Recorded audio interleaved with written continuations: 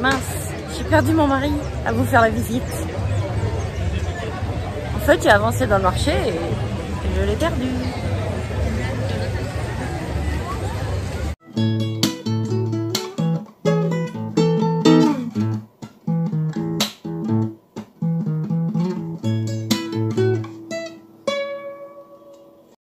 Bonjour. Bonjour. Alors après Rardines, la semaine dernière, on vous emmène à Réricault, qui se trouve à peu près dans la même zone. D'ailleurs, il existe une piste qui mène directement de Rardines à Réricault, mais elle n'était pas recommandée, elle est très difficile à faire. Donc on a préféré reprendre la route principale.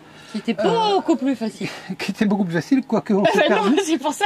On s'est perdu surtout à l'aller pour aller initialement à Rardines, parce qu'il y a un échangeur d'autoroute qui mène sur un pont et une sorte de viaduc, et si on le rate, on est obligé d'aller faire un demi-tour. Non seulement si on le rate, mais on a fait 3 fois l'aller-retour. On est presque obligé de le rater. On ne trouvait pas l'indication, il n'y avait pas le panneau indicateur. Ça fait partie des joies de la navigation, même avec Maps.me ou Google Maps, on n'arrive pas toujours à trouver les routes, on n'est quand même pas des super héros du voyage. Bon, on y arrive quand même, on perd une demi-heure ou une heure et on y arrive. La descente, ça va être chaud aussi. C'est une grosse montée. On a fait ça, en fait on lit de droite à gauche, on a fait ça.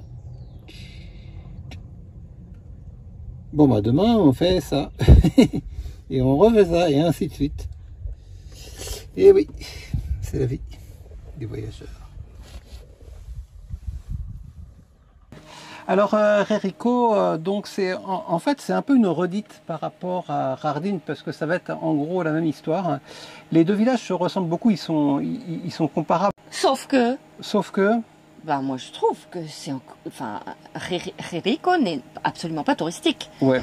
Donc c'est la même chose que Rardines, donc c'est aussi joli. Il y a toute cette vie locale et là aucun touriste.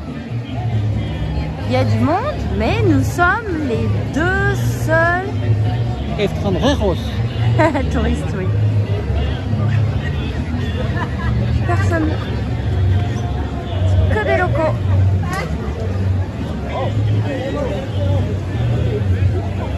Ils sont beaux, hein, avec leurs chapeaux.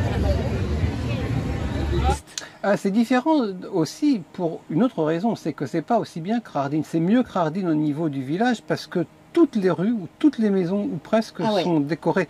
Alors qu'à Rardines, bien sûr la plupart le sont, mais il y a encore, comme c'est un peu plus grand, c'est un tout petit peu plus hétérogène. Là il y a une homogénéité, enfin à la fois une homogénéité et une différence, parce que les couleurs par exemple, sont très différentes d'une maison à la maison d'après. Le code couleur peut être entièrement différent.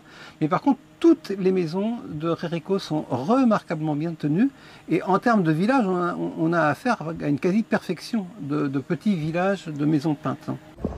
Réricault, c'est ça. C'est un petit village avec des ruelles pavées, des maisons vraiment très jolies. Et vraiment, c'est très esthétique, et c'est un petit village très authentique. Il faut venir le chercher, mais pour le coup, bah là, on est vraiment avec les locaux. Ils font pas du tout ça pour les touristes, c'est-à-dire que c'est vraiment dans leur culture, pour leur esthétisme. Et le truc qui nous a frappé quand même, c'est la place centrale. Alors c'est ça, c'est le point faible de Réricault par rapport à Rardines, c'est la place centrale. Il faudrait ramener la place de Rardines à Réricault, et ce serait parfait.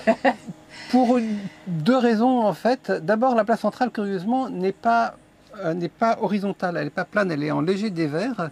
Et d'autre part, il y avait une église qui était construite et qui a été détruite par un tremblement de terre ou un glissement de terrain, enfin une faille géologique.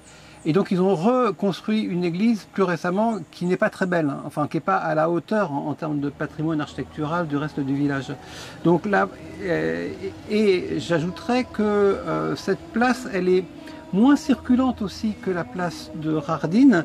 On peut y accéder en véhicule que d'un seul côté, qui est le contrebas. Et curieusement, ça fait en sorte, j'ai l'impression qu'il y a un peu moins de monde en fait, il y a un peu moins de vie aussi autour de la place centrale. Il y a un peu moins de vie parce que il n'y a pas d'accès direct au niveau des restaurants, il n'y a pas de terrasse. Mais là, il y a une galerie sur un côté de la place où il y a plein de restaurants qui s'enchaînent. Ici, c'est le food court. C'est là qu'on peut manger, si on a envie. Ceci dit, j'ai faim. Hein. On n'a pas mangé depuis le petit déjeuner.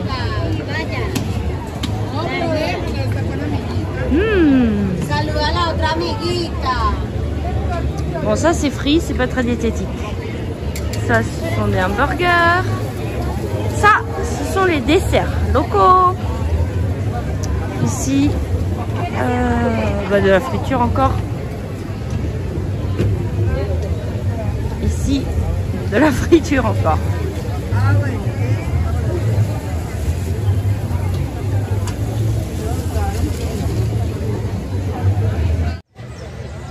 Faut réfléchir et se dire, qu'est-ce qu'il peut être en train de faire? Des photos. Bien. Pour faire des photos, il faut un peu de soleil.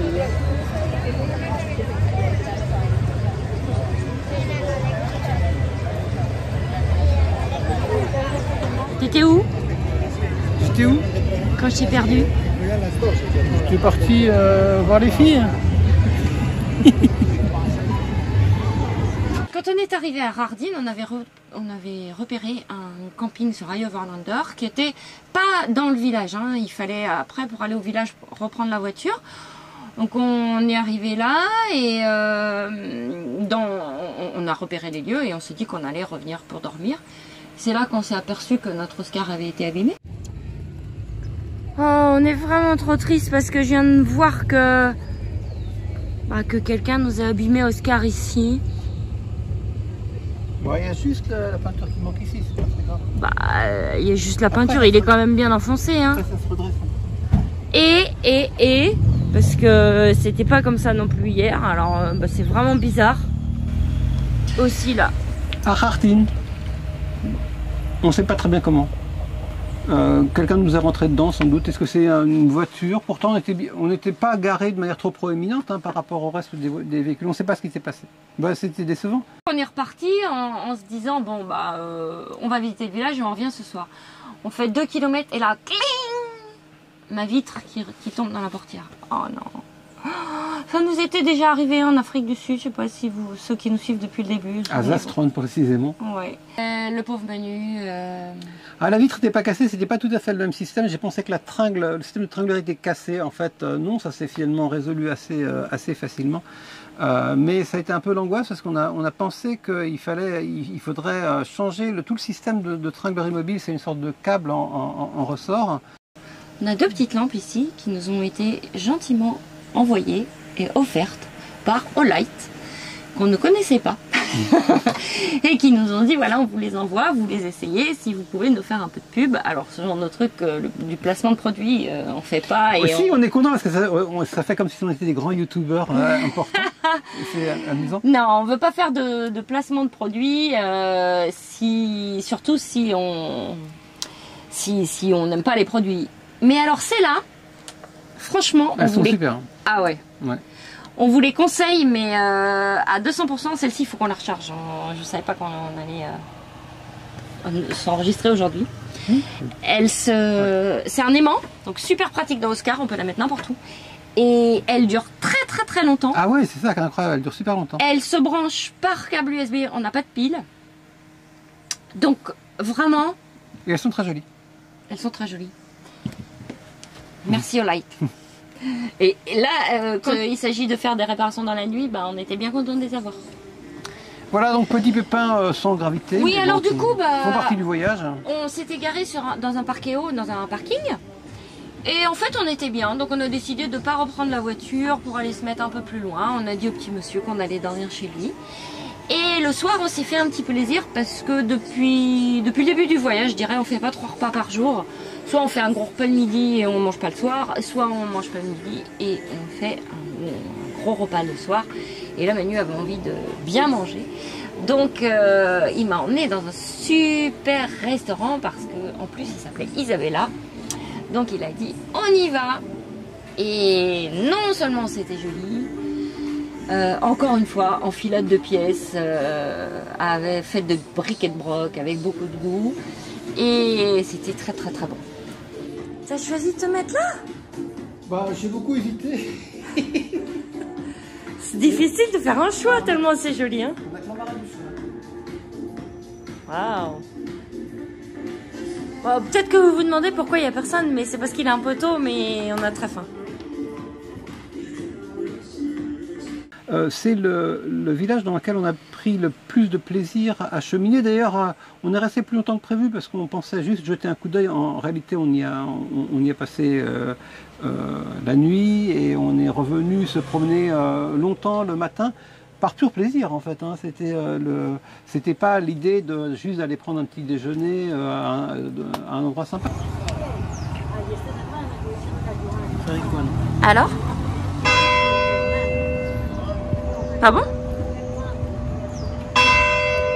J'aurais du mal à dire en quoi c'est particulier. Tu sais que ton petit gâteau là? Ricoano. Ouais, il faut plusieurs jours de préparation.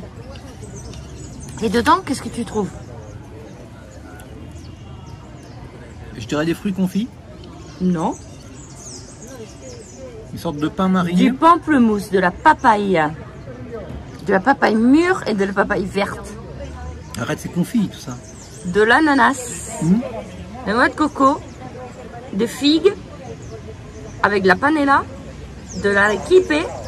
Et il y a une génoise qui est trempée dans du rhum et du vin. Ah oui, ça je sens. Génoise au rhum, c'est ça. T'as déjà mangé ta partie? Ouais. Le temps des explications. C'est 3 jours de préparation et 30 secondes pour le manger. Mais bon, de Rérico, on gardera surtout le souvenir de ces ruelles colorées, je crois. Oui, et puis, alors Rérico, c'est connu pour plusieurs choses. Pour sa pâtisserie artisanale et qui n'est faite qu'à Rérico. Pour ses bonbons à la cardamome. Et aussi pour sa maroquinerie. La plupart des sacs en cuir vendus dans les marchés de Colombie sont fabriqués à Rérico. Donc on a regardé ça un petit peu.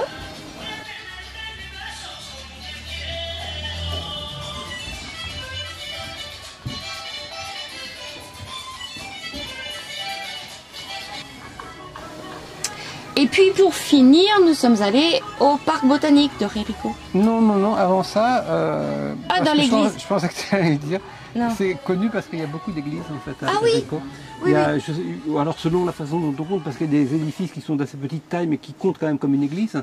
Mais il y a plusieurs églises majestueuses et en fait l'église qui est sur la place du village... Non, pas majestueuse justement. Il y en a qui sont quand même hyper belles.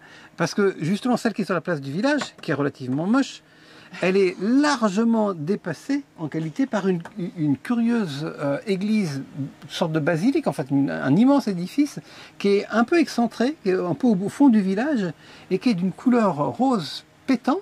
Enfin, oui. Et elle est très impressionnante dans son genre particulier, donc elle méritait quand même le coup d'œil. Et ce qui est très curieux, c'est qu'on a failli quitter Rérico sans même la voir, en fait, tellement... Mais parce qu'elle est excentrée quand même. Ouais.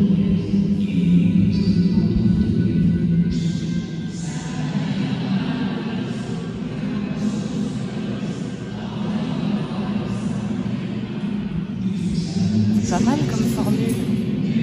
En fait, c'est une bande enregistrée. Donc on a l'impression, 1, qu'il y a plein de monde. 2, ça fait l'économie d'un prêtre. 3, on peut venir à n'importe quel moment de la journée et ça tourne en boucle.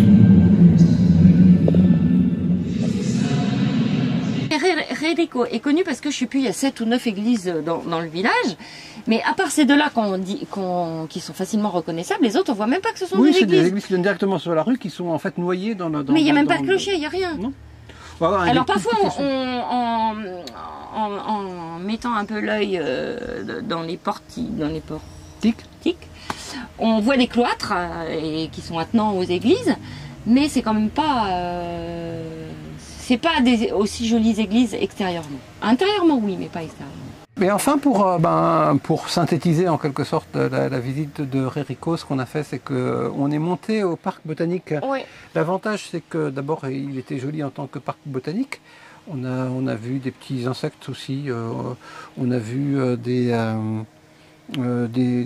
beaux bosquets, en fait, de différents arbustes. C'est démentiel la qualité de vie que tu peux avoir dans ce village. Là, on découvre au détour d'une rue dans le village, voilà, un jardin botanique libre d'accès.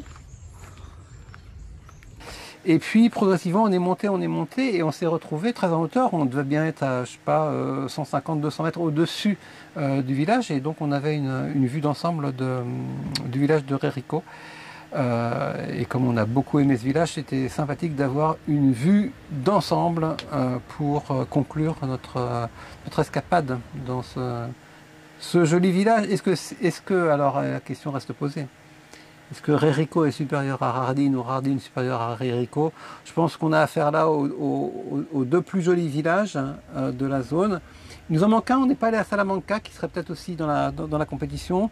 Pirao est pas loin derrière, mais un peu plus petit, un peu plus endormi. Guatapé qui viendra plus tard. Mais en tout cas, on est là dans ce qui constitue la quintessence de la zone cafetière, qu'on vous recommande vivement si vous avez l'occasion de venir en Colombie. Voilà pour cette semaine et la semaine prochaine. On continue la route et on ne quitte pas encore vraiment la zone cafetière, mais on termine la zone cafetière un petit peu plus loin. À bientôt. À bientôt.